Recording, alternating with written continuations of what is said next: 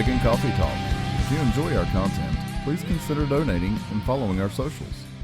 Now, here are your hosts, Lady Alba and Lord Knight.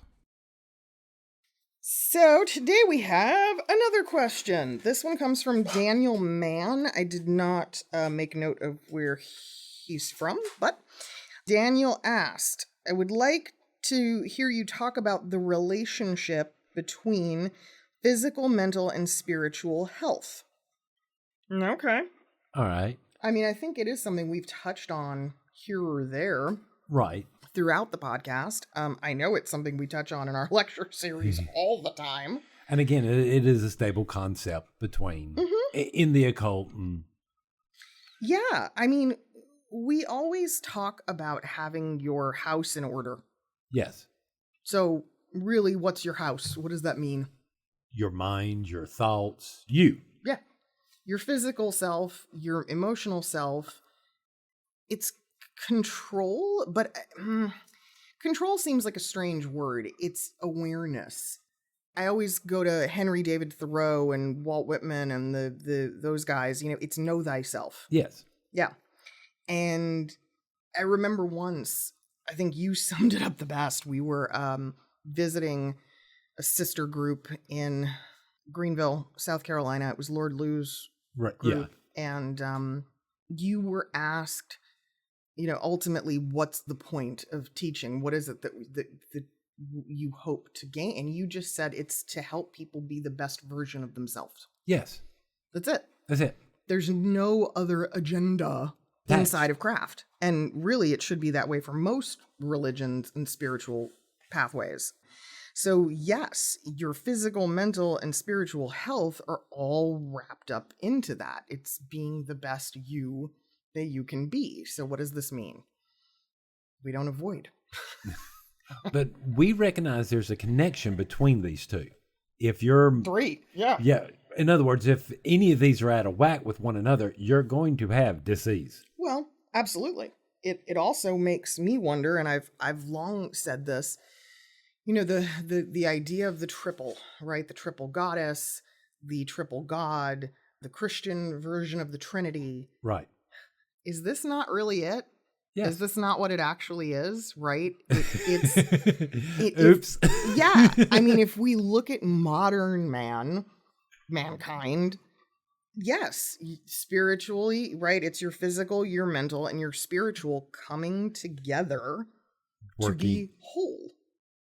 What is the difference? I mean, if we look at the Trinity, Father, Son, Holy Ghost. Okay, well, if the Holy Ghost is the spiritual part, then of the remaining two, right, one of them is mental and one of them is physical. I would assume the Godhead is the mental. Yes. And so the Son, the living embodiment, is the physical. Yes. Surprise. Big mystery, guys. Big mystery. Yeah. It took 2 seconds. I know. But it takes some people a lifetime to come to that. I know. Which is wild. But what do we often see? Everyone has a strength and everyone has a weakness. Right. When it comes to those three aspects. So it's very easy for us to rely on the thing that we are most attuned with and just sweep under the rug the one that we're not going to talk about right now. Right? But again, I mean, if your mental state's in a certain way, you're going to have physical symptoms. Absolutely. People don't understand that I shouldn't be that broad, but a lot of people don't understand that if you have a emotional ailment, you are going to experience physical pain. Yes. You are going to have physical symptoms that maybe can't be explained or that just aren't well managed. Well, I've heard for years that people who have that deep depression, yes, often complain about joint pains. Mm-hmm. Their joints just ache, and that is a physical representation of their their appetite is affected. I mean, there's so many different ways that it manifests, right? So we have to take care of all of the parts. Now, I will say, and I do find this interesting because I could call out a few folks in our group right now for this. I'm not going to name names. But many, many people put the physical on the back burner. Yes. I don't understand why. Spiritual front and center, mental front and center. I've got to prioritize being healthy in those areas. Okay, great. You have a rash on your leg that looks like it is literally eating you. It's fine. I don't need to go to the doctor. What? No treatment, no nothing. You see what I'm saying? Yeah, at least not going to your herbalist going, hey, yeah, apothecary. Do we have a salve for Do this? we have a salve?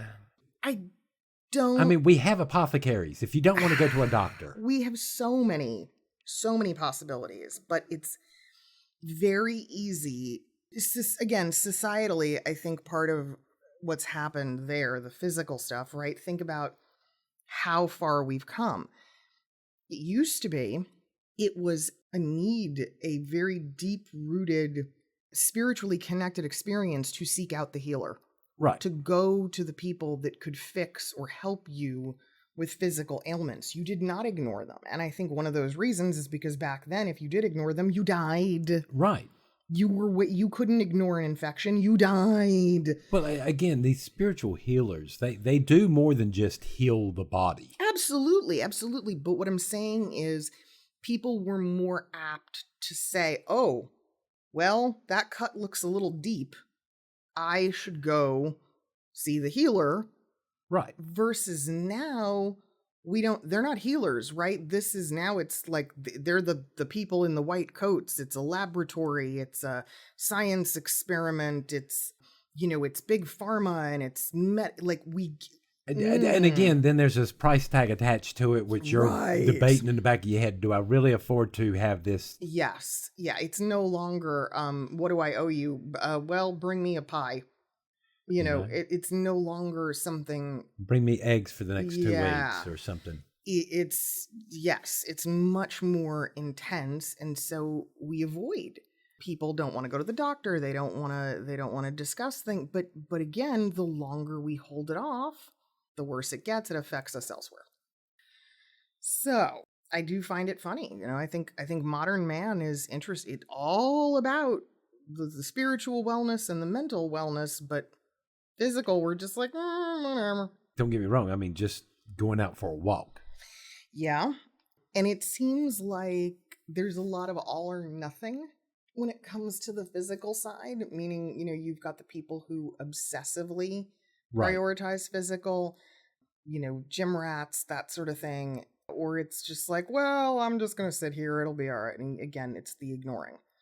But, mentally and spiritually, I'm sure there's arguments for those too. I think the mental piece, lifelong learning, right? Well, let me ask, could the problem on this be this whole entire attitude that we've had sort of in our society where you have the muscle-bound meathead jock maybe persona? Maybe. I think more importantly, we've become lazy. Oh, God, yes. So, hey, I learned something this week, and it shocked me to my core. It literally rocked me. Okay. All right. I was talking to a friend who is an elementary school teacher, and come to find out, children are no longer assigned homework. Huh? Bingo. I stared at her like she had two heads, and I said, what are you talking about? She goes, out of my entire school district, she goes, I am only one of 3 teachers who assigns homework. She is a math teacher. And I said, how is this possible? She goes, the kids don't do it. I said, what do you mean they don't do it? She goes, it doesn't matter what you assign. It doesn't matter how long you give them to do it. They don't do it. And the parents don't enforce it. She goes, I cannot tell you how many parents come, parent-teacher conference or whatever it is. And she goes, and they will literally say to me, oh, I didn't know they had homework. And I went, did they themselves not go to school? Were they not given homework?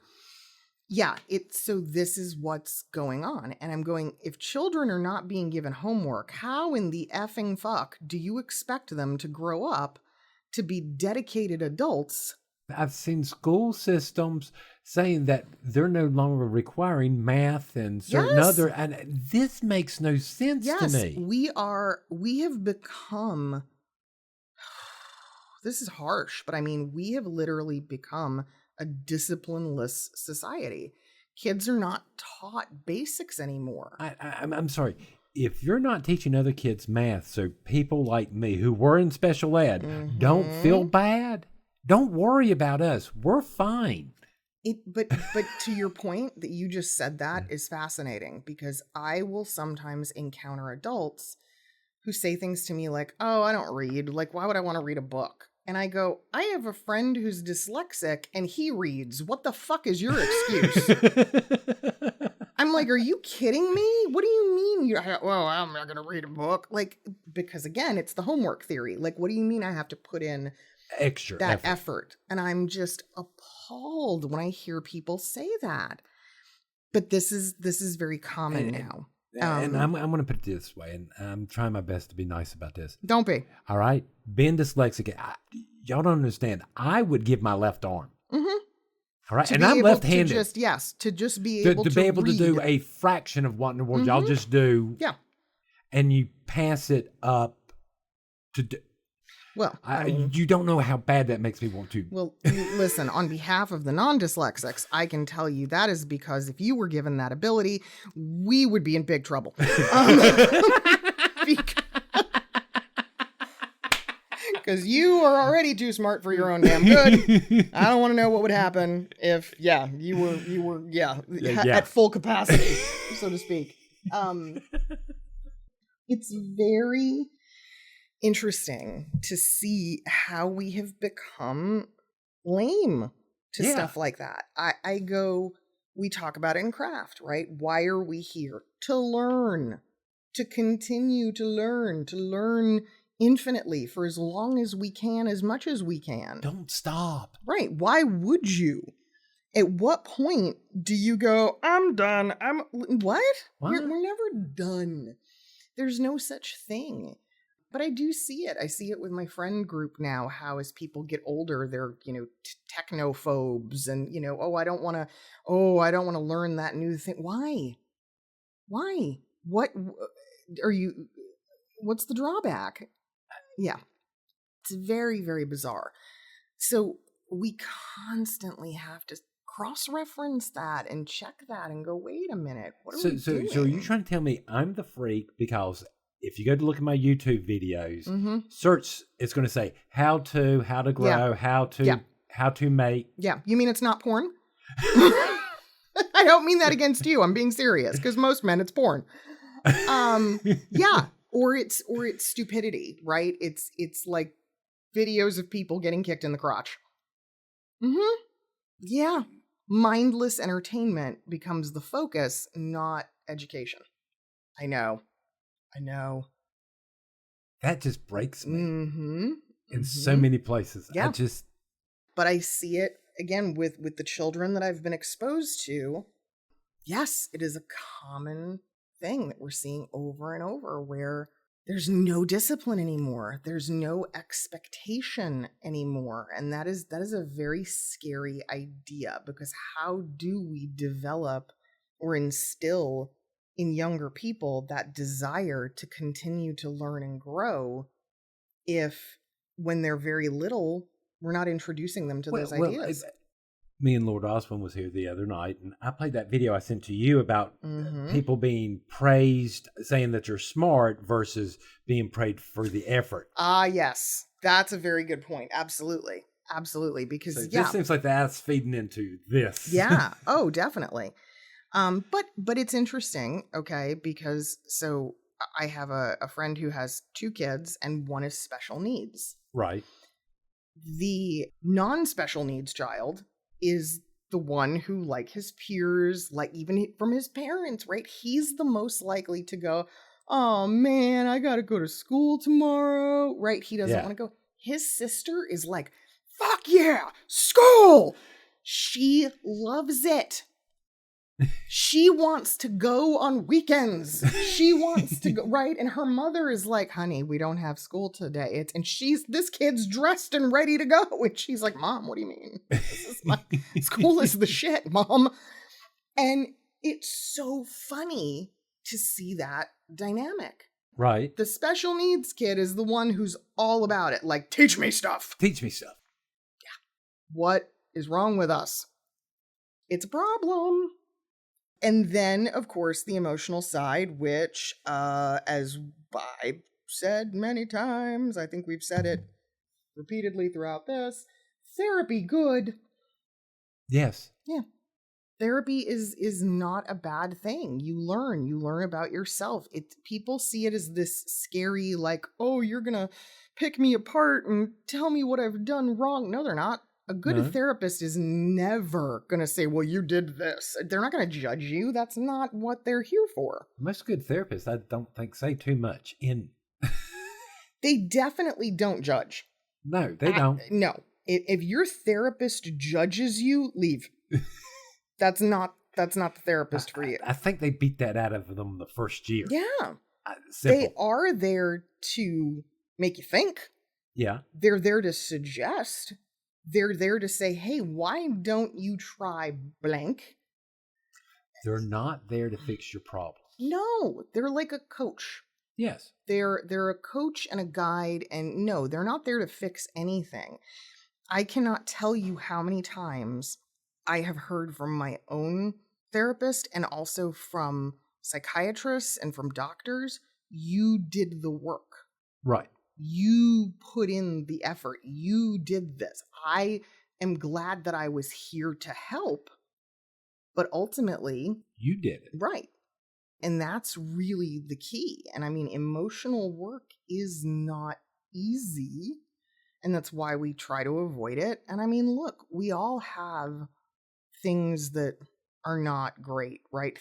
Habits that we have, ways to avoid, deny, right? I mean, the big one for most people is drugs and alcohol, even if it's minimal, right? Well, I don't want to give up my 3 beers a night because it's my 3 beers a night. It's my 3 beers a night. That's how I turn out the world, and I forget about the bullshit. And I get a little high right before bed, and I go to bed. Exactly, but I'm not beating my kids. I'm not beating my wife. Right, I go to work every day. I'm a functioning member of society, so what's wrong with it? Well, there's the question right there. If you are asking what's wrong with it, that's what's wrong. Answer your own question.